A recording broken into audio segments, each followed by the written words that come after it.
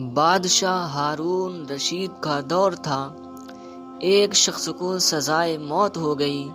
جب اس سے اس کی آخری خواہش پوچھی گئی تو کہنے لگا کہ موجودہ بادشاہ ہارون رشید سے ملنا چاہتا ہوں، تو اس کی آرزو پوری کر دی گئی۔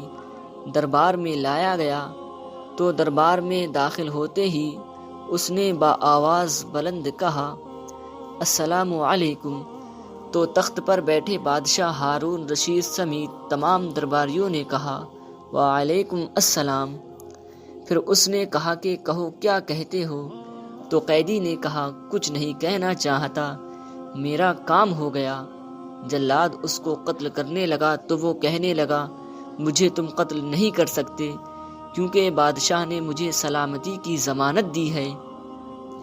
تو بادشاہ نے کہا، میں نے کب کہا؟ اس نے کہا، ابھی آپ نے، وعلیکم السلام، تم پر سلامتی ہو۔